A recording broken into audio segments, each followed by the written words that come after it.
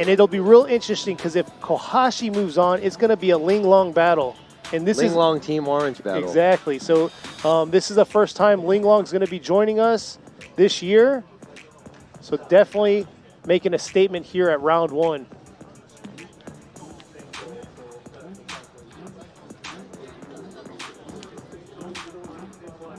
Here we go, the second half of the semifinals battle that we have.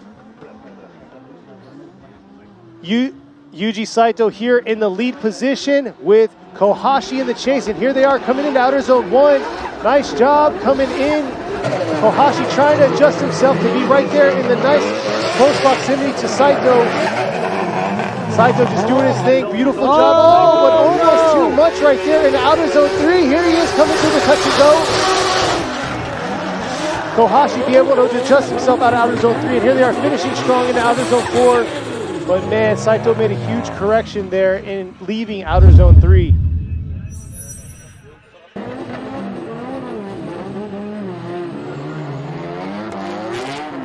Here's a replay right here.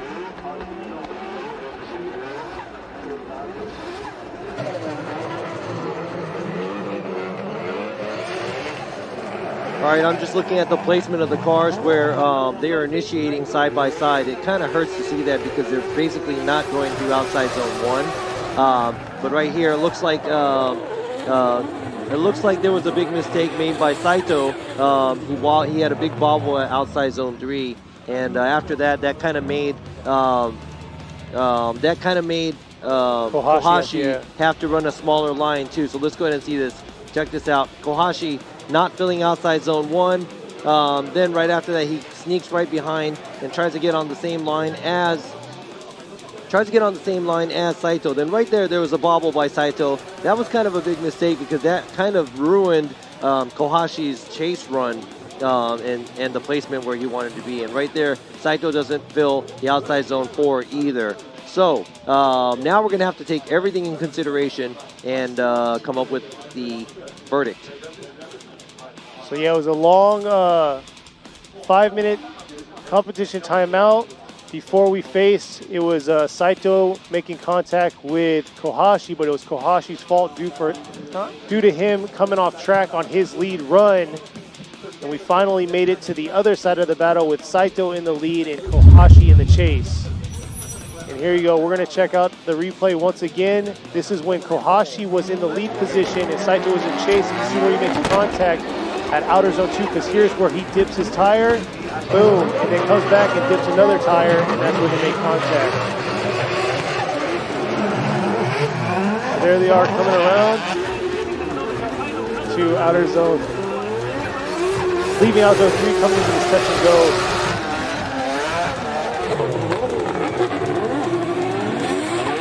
So yeah, it's a lead to lead, chase to chase, cross comparison, how they did. Judges are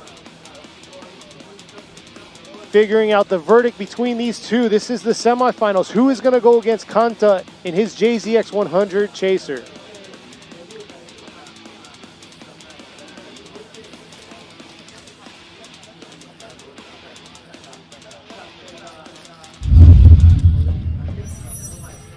Sorry about that. We were talking about the mistakes that they were both making, but let's go ahead and check out this side-by-side view. Right there, Saito gets into the outside zone 1. Then right there's a big mistake by Kohashi going off course from the outside zone 1. Then right here, Saito makes a mistake. Doesn't make a huge correction, but there's a big bobble there. And as you can see, Kohashi's dragging the cone. And right there too, there's a little bit of a pause by Saito too. So I mean, to me, to be honest, it kind of looks like a fair share of mistakes by both drivers. And I'm not going to say it was the cleanest tandem that we saw by these two drivers in their previous battles too. But we're going to go ahead and have to make a decision and on what's going to happen with this battle. So who's it going to be? Is it going to be a one more time battle? Is it going to be Saito or is it going to be Kohashi?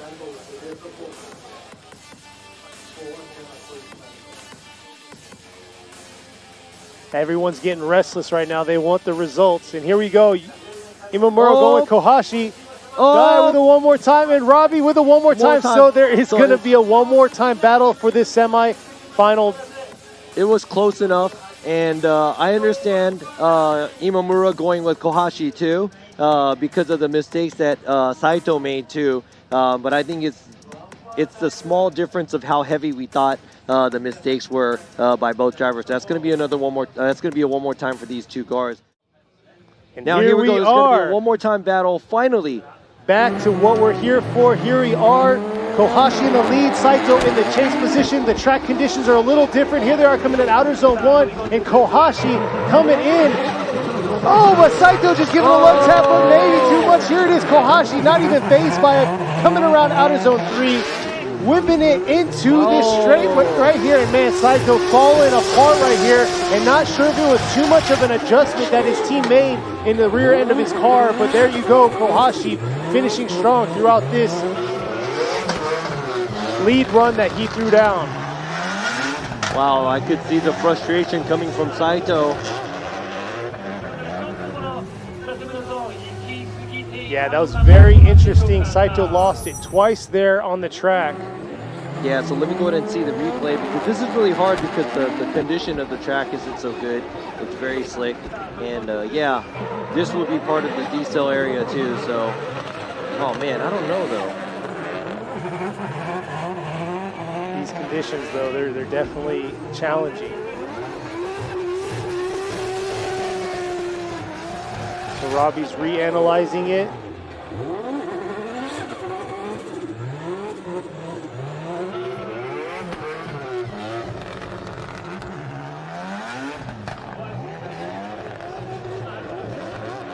Yeah, Saito definitely struggled throughout that chase position that he had. He's definitely going to have to step it up when he comes up into the lead, while Kohashi's going to be in the chase.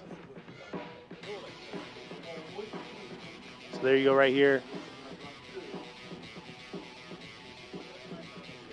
I think they're making sure that Kohashi didn't decel there, causing Saito to come in and give him a tap. Yeah, it looks like I was trying to see to make sure that it wasn't Kohashi changing the pace of his driving, but it didn't look like it. It looked like Saito came in a little too hot and didn't give him any space and kind of gave him a tap, or almost gave him a tap and spun out. So let's see how Saito's going to do here in the lead, see if that rear alignment that they had adjusted was the effect of it. But here he is holding that e-brake very long through all of outer zone 2, whipping back around. Kohashi kind of lost there, but keeping that close proximity to Saito, and Saito still struggling, leaving outer zone 3 and not able to lay down there. But here he is coming out of the touch and go into outer zone 4, and man, Saito definitely was struggling throughout the course.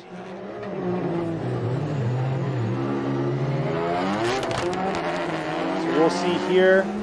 Yeah, so this looks like Saito probably doesn't like how Kohashi was leading. And it looks like he was kind of on his brakes for a little longer than he's supposed to be. Yeah. But Kohashi pretty much, you know. Yeah, this is definitely night and day on how Yuji Saito's been performing all day. I don't know if it's because of weather conditions, the rain stopped, there's a little bit of a few dry spots going on here and there, or the rear alignment that his team did on his car, and it just threw him off just a little bit. I mean, that's a long e-brake right there too. Right there too. It got slick a little, threw a little bit of angle there too, coming out of outside zone 3.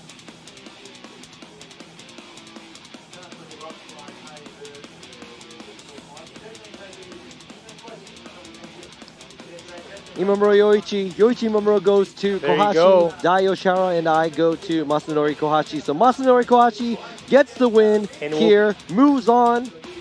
It looks like we're going to have a Linglong Tire Drift Team Orange battle here in the finals of round 1 of the Formula Drift Japan 2022 season, or round 1 right here.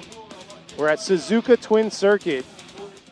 The battle is going to be the number 1 qualifier from yesterday's qualify, Kanta, versus the number 7 qualifier from the yesterday qualified. Masanori Kohashi, both on Linglong tires, both from Team Orange.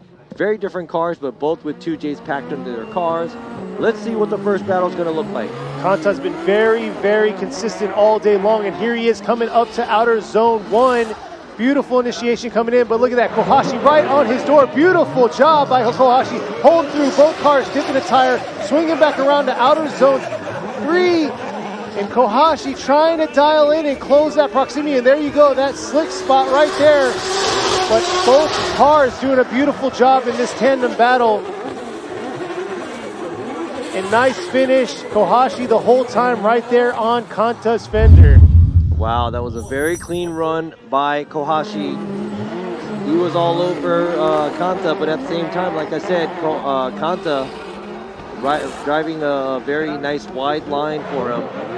Look at that. Oh, actually, Kanta was maybe a tire off at the outside zone 2. But he fills outside zone 3. But Kohashi, once again, not giving him any space, not letting him go. Very great proximity by Kohashi, chasing Kanta around. And right here, too, Kanta taking it all the way out to the outside zone 4. Nice job by both drivers. Very exciting to see close tandem, especially with the weather condition. Now there's no rain, but I know the track is, a little wet. That's 2 tires off from the lead car, and Kohashi just chasing him down where he's supposed to be. So look at that. He's just mimicking. Yeah, he's mimicking every move that Kanta is doing. Now when they switch, is Kanta going to do the same? He's been very aggressive all day. He's been very consistent, so we're going to see. Not sure how much practice they've had together in tandem battles, but man, Kohashi knows this machine that he's powering. And look at that right there, dialing it in, getting right there on his inner fender. And this is going to be a tough one. Kanta has to step it up here in his chase position. Ooh, so you said it was a 50-50 thing, right? So I wonder who's going to win. Who do you think is going to win, Kenny? Here we go. Now it's the second run for the finals. This may be it. Kohashi in the lead right here. Kanta has to step his game up, and he needs to keep that close proximity. And look, he gave him a left tap and pushed him out into outer zone 2. Kanta causing contact right there, coming way too aggressive into outer zone 2, creating that washout. Man, if there was a wall there, oh man, I don't even want to imagine. That was a rough hit right there.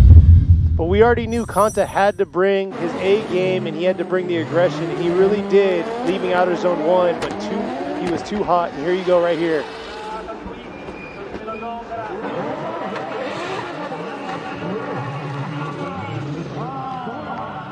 Man.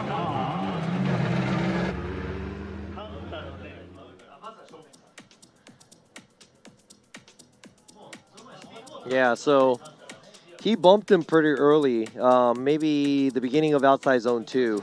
Yeah. And I believe that, even just because it's wet out, the beginning of the outside zone 2 is probably still going to be a decel zone if they had to be. And it doesn't look like Kohashi was throwing a tremendous amount of angle where he was like backwards entry or anything. So it looks like Kanta was obviously coming in too hot, but it looks like he was over rotating, and then his back right gave him a nice tap on Kohashi. All right, so let's go ahead and start from third place here at Formula Drift Japan, round 1, Suzuka Twin Circuit. Third place, Podium. Finisher is driving the GR86 Trail Motor Apex Racing, car number 87, Daigo Saito. Congratulations. Great driving all weekend. Good job. And now we will be announcing the first place, the guy who's on top of the podium, in the middle of the podium here at Suzuka Twin Circuit for the G-Shock Presents Formula Drift Japan 2022 season, the first round, and the winner goes to Linglong Tire Drift, Team Orange. car number 27, Masanori Kohashi. Congratulations for taking the first spot. He just came in from nowhere.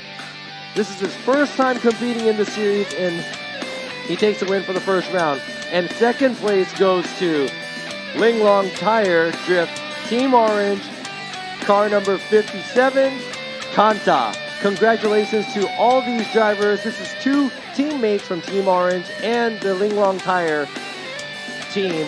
I'm pretty sure it's total domination right here on the podium. It is Linglong Tire and Team Orange out here dominating first and second place. 2 of these drivers brand new to the series this year. Phenomenal. Yeah, very young drivers, and looking forward to their careers.